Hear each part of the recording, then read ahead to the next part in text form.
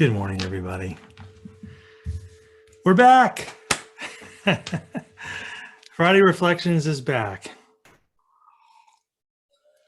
Tanned and rested and ready. No, that's not true. I didn't go on vacation. We just took a little break here. Hi, everybody. My name is Peter Bolland. You are on San Diego Oasis, and this is our program called Friday Reflections. We are gathering together here every Friday for 30 minutes at exactly 10 a.m. Pacific Daylight Savings Time. Well, Daylight Savings Time until November 7th. I just looked it up. What's that? 5 or 6 more weeks of this until we all plunge communally into the darkness. But we're going to be here every Friday morning until the end of the year and to infinity and beyond that. Thank you so much for being here. Thank you for registering and jumping through those hoops and joining Oasis and putting your $5 in the jar and being a part of this program. We really, really appreciate that. You built this, and you asked for it, and you built it, and you maintain it. And everybody on this side of the camera, everybody here at Oasis, we just do what you tell us to do, and we're happy and thrilled that you let us do it. And it's just speaking for myself, it's a big part of my life, this Friday Reflections. I missed it terribly while we were away these last 2 weeks. I had this big weird hole in my Friday mornings, like 10 o'clock would roll around, like, I don't know what to do with myself. So now I know what to do with myself, and I'm so thrilled to be back here. So thank you for making this possible. Let's jump in and here at Friday Reflections. Special welcome to you if you're new. If you've never checked out these Friday Reflections programs, this is what we do. We start about 10 till. I sit back and just play some instrumental guitar for a while as folks enter from the waiting room. And then at 10 o'clock we go, and at 10:30 we say goodbye. So that's what we do. What do we do in the meantime? Friday Reflections is a program that is relatively unscripted, but there's always a theme. There's always something that we're thinking through together. So it's a chance for us to do philosophy. Philosophy is an activity. Philosophy is not this body of information that teachers, dole out to students. Philosophy is not something you copy and write down and gather. Philosophy is an activity. It's something you do. It's an inquiry. And that's what we do in Friday Reflections. We pull a couple of threads together. One, what is happening in the world right now? What's moving through the news or our personal lives? Again, this isn't a news commentary program exactly, but we live lives in a real world, don't we? And so that real world things are the water in which we swim if we were fish. It's unavoidable. COVID is unavoidable. The insurrection was unavoidable. Politics are unavoidable. The end of the Afghan war, it's unavoidable. You can pretend that it didn't happen. You can put your head in the sand, but this is America. This is 2021. This is who we are. And so that finds its way. Now, let's just say current events or the world. And then one of the other threads that we weave together here in Friday Reflections is, what do the ancient wisdom traditions have to offer? Whether it's the Taoists or whether it's Jewish wisdom or Hinduism or whatever, Plato, it doesn't matter. We go looking around in the literature of philosophy and often go thousands of years back to find a passage or two to explore together and see if it can't shed some light on the challenges we're having right now. And then I always close every program with a poem. That's become a tradition. It wasn't like that at first. When we started these over a year ago, the program wasn't quite set, but it's become our pattern, our tradition to close every session with a poem. And I'm going to certainly do that today. So one of the things that we do here in Friday Reflections is we pay attention to the calendar. What time of year is it? What sacred holidays from the world's traditions are happening right now? And I think there's something kind of ancient and profound about anchoring our individual lives to the community and its communal observance of the passage of time and those moments on the annual cycle of tremendous significance. In San Diego, where I am and where some of you are, many of you are, the heat finally broke. We were dealing with, in my neighborhood, upper 90s for, it seems like, weeks. And, the windows were all closed, we're running the air conditioner. And the last couple of days it broke and we're down into the low 80s, and I got all the windows open and can hear the birds and you don't sweat while you're taking your morning walk. It's very, very pleasant. Now, I'm not saying the crispness of autumn is upon us, because we're not quite there yet. It's only September, but it's coming. And you feel that. You feel the wheel turning. And this is what ancient people have done since time immemorial, paying attention to the turning of the stars and the coming of the seasons. And it feels good to just be a part of that awareness, that observance. And so many of you are already aware, but just in case, yesterday was the holiest day on the annual calendar of the great religion of Judaism, the mother religion of the Abrahamic faiths, going back, you could say 4,000 years to the time of Abraham. And I want to think about Yom Kippur with you a little bit. So yesterday was Yom Kippur, which means the Day of Atonement.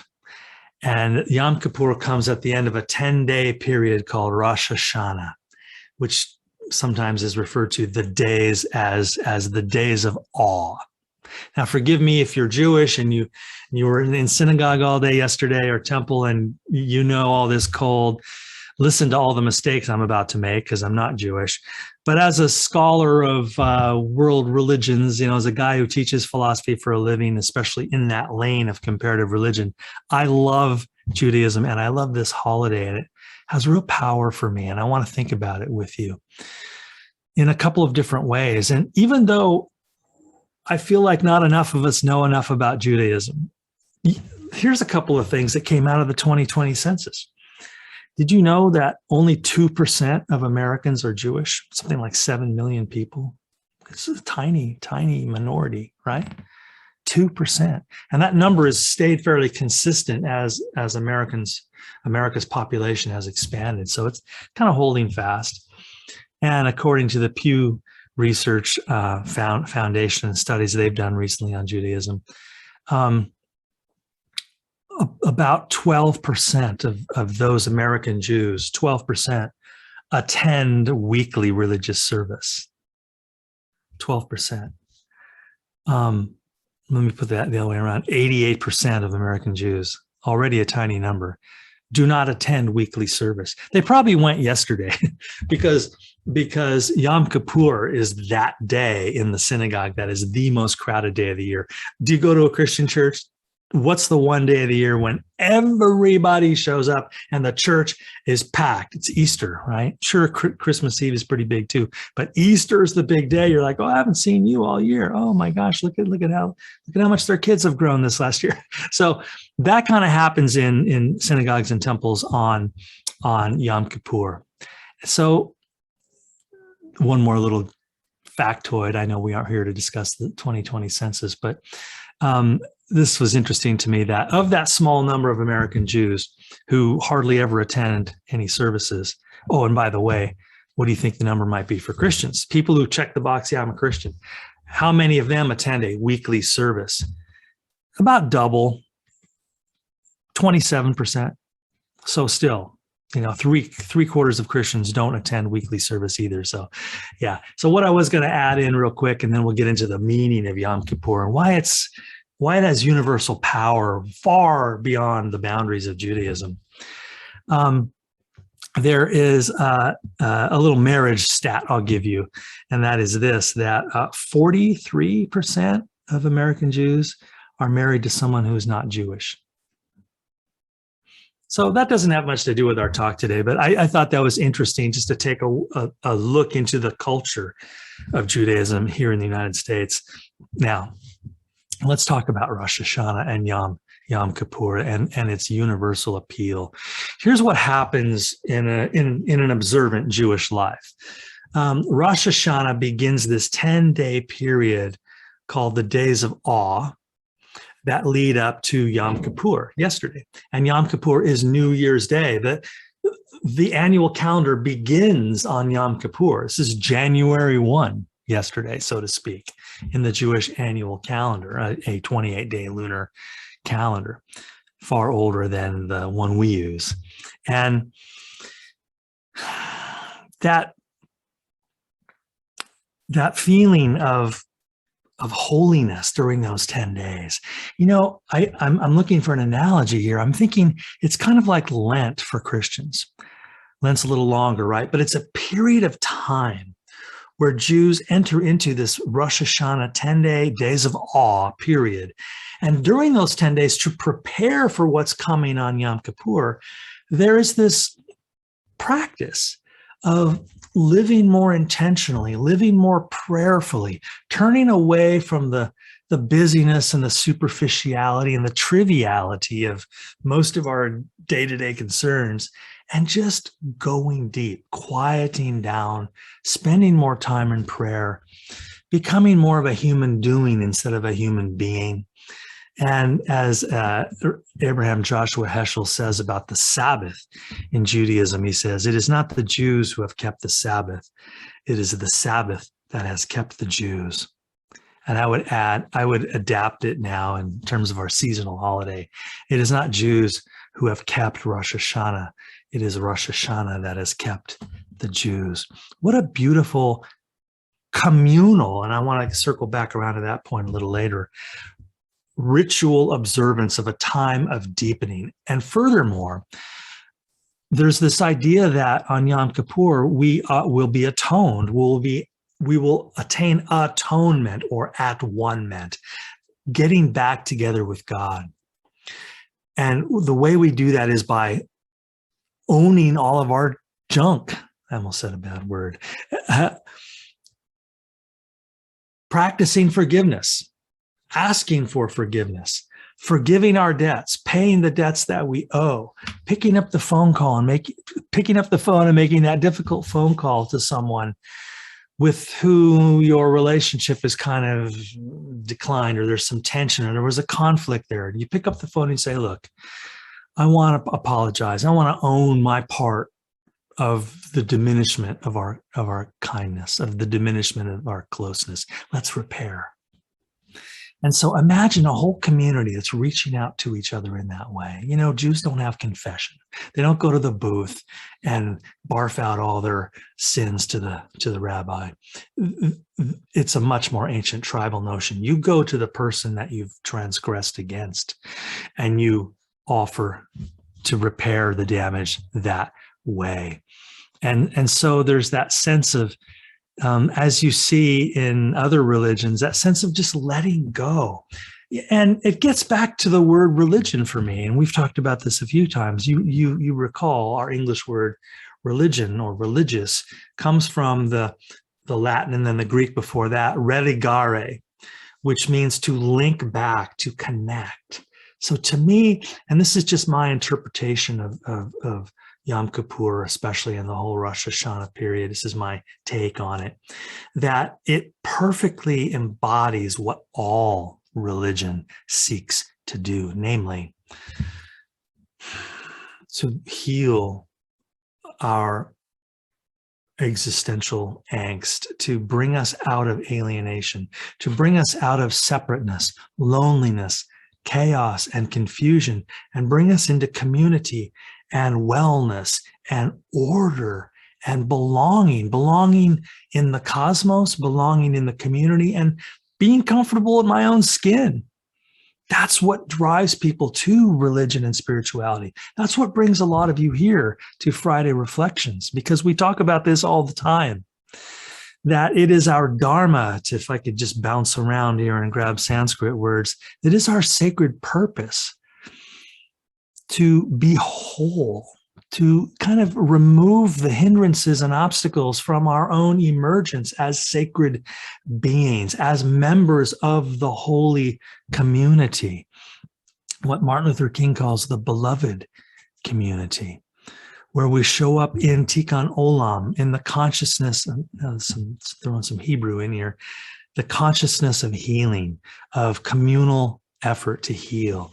So I just love this whole idea of Rosh Hashanah, and it reminds me of that talk I did with my friend Amar Campanajjar.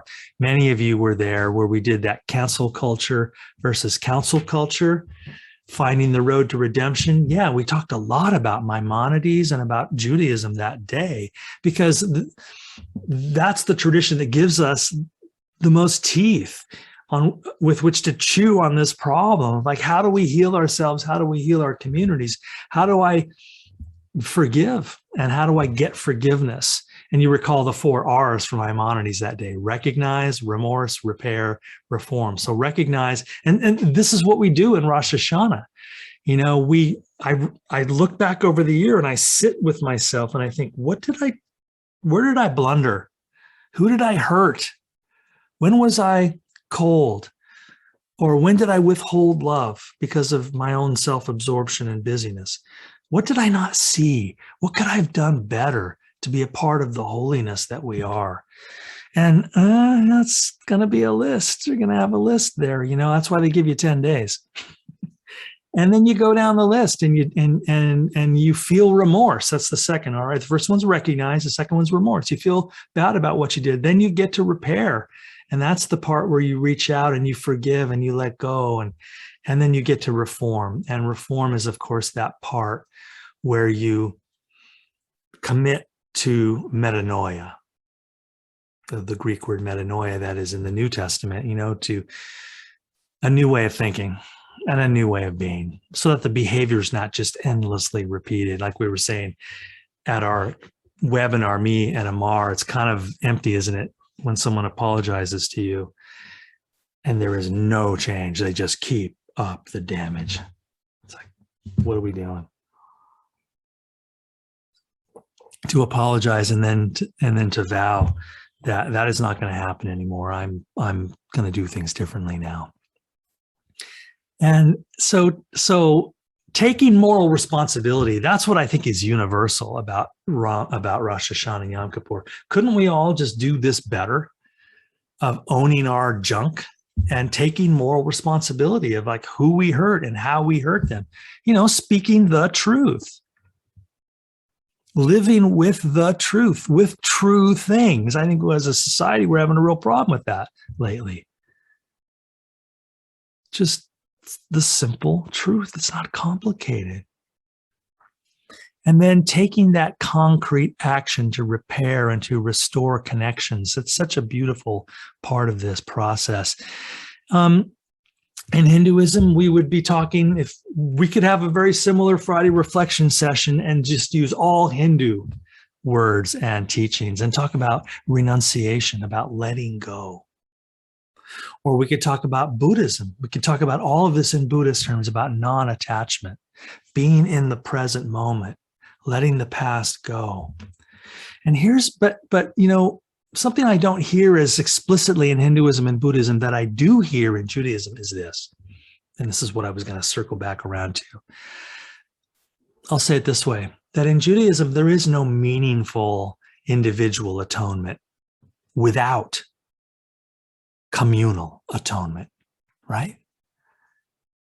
And some Christians like Richard Rohr talk about this too. They say, you know, Richard Rohr laments that in Christianity, the emphasis for many centuries has been on personal salvation. Like, are you saved? You know, you got to get saved so Jesus will take you into heaven. And it's like every man for himself kind of a thing, instead of talking about it in terms of communal transformation, communal salvation. But in Judaism, without that incarnation of Jesus and without the salvation and damnation piece, Judaism is very different. It's about healing the community. That's what Rosh Hashanah is, binding the tribe back together. Why? So that we can all start fresh on Yom Kippur. Let's start clean. Why? Because God does not want you, I'm speaking in Jewish terms now, because God does not want you to go around your whole life hanging your head down, hating yourself because of the dumb stuff you did. You know, God doesn't care who you were or what you did. God cares about who you are and what you are going to do. So here in this present moment, the past doesn't have much power, especially when we go through this period of cleansing, purging, truth-telling, repairing, and reforming. Couldn't anybody use that? Couldn't any family use this? Couldn't any religious community use this? This stuff like this springs right over the fence around Judaism, and it just becomes part of what Aldous Huxley calls the perennial philosophy. So it's sometimes whimsically said, I don't put too much stock in this, but it's kind of helpful that the New Testament is about the salvation of individuals, and the Old Testament is about the salvation of tribes. And here we are as a planetary tribe in need of much recognition, remorse, repair, and reform. I want to share with you Marianne Williamson's Instagram post. I don't normally read to you from social media, but she on Instagram, I'm off Facebook. I'm taking a 2-month break from Facebook. I disabled it a while back, and I'm not coming back on till November 1st, but I'm still on Instagram. And I ran across this post of hers yesterday. Her origins are Jewish, and she talks often about her Jewish traditions, along with everything else that Marianne Williamson does. She's kind of amazing. So I want to read to you a couple of bits from her post.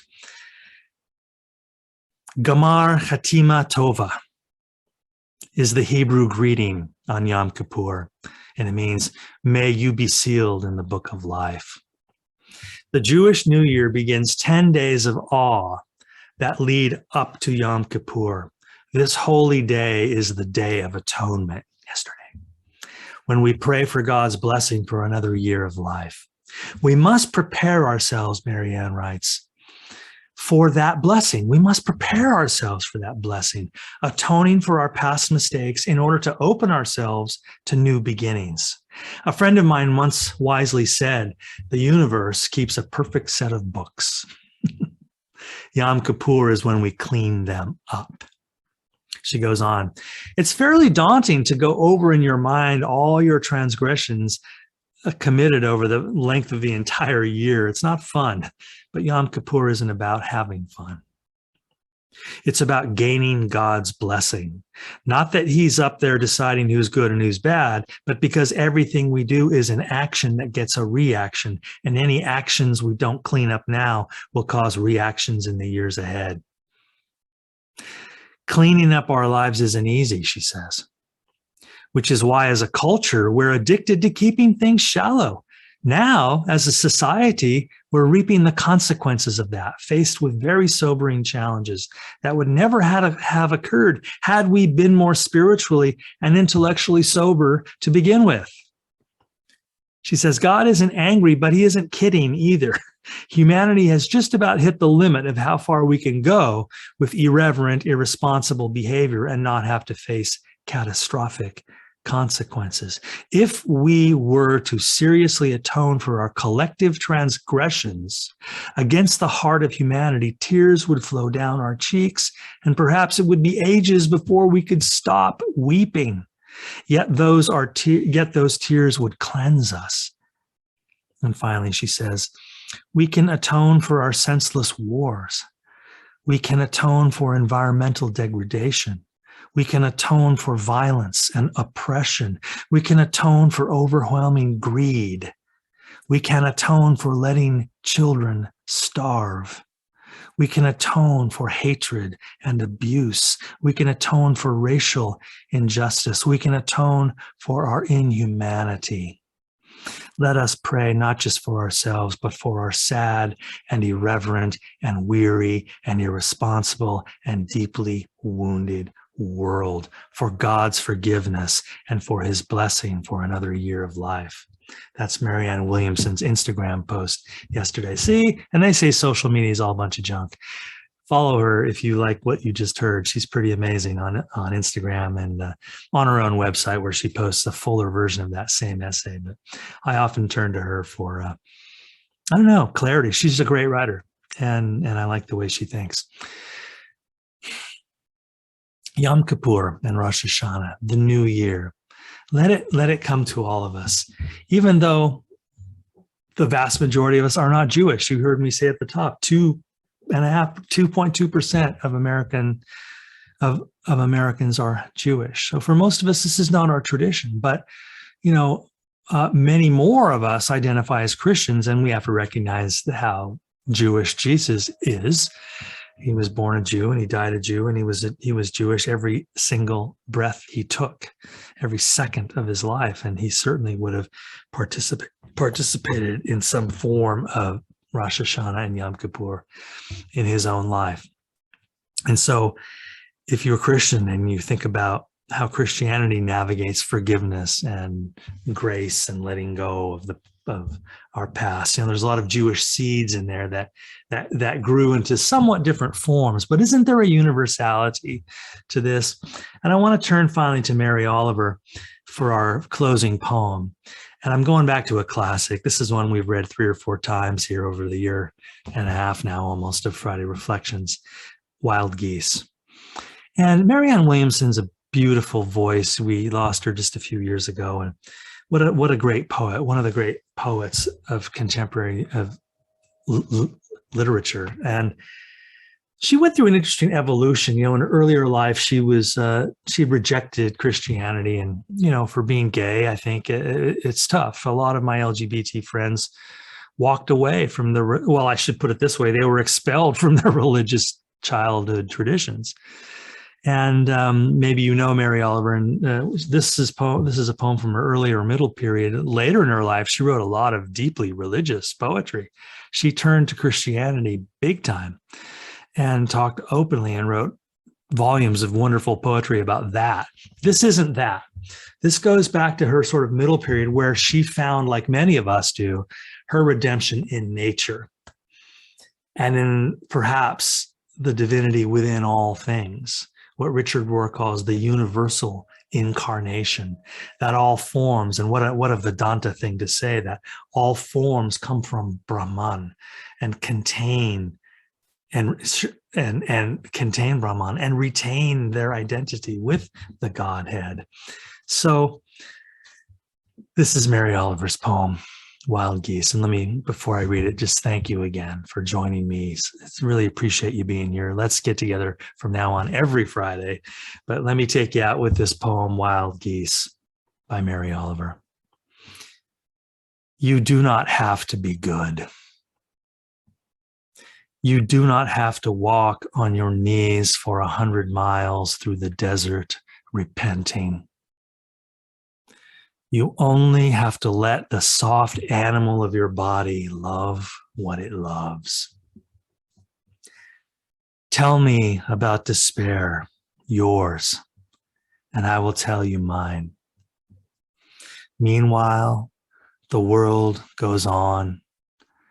Meanwhile, the sun and the clear pebbles of the rain are moving across the landscapes, over the prairies and the deep trees, the mountains and the rivers. Meanwhile, the wild geese, high in the clean blue air, are heading home again. Whoever you are, no matter how lonely,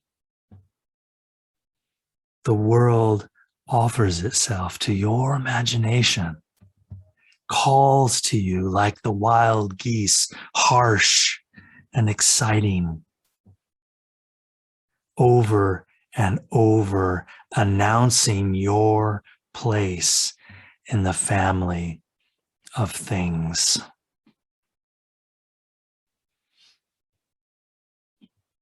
Wild Geese by Mary Oliver. May your spiritual journey carry you through your process of atonement until you once again hear the announcement of your rightful place in the family of things.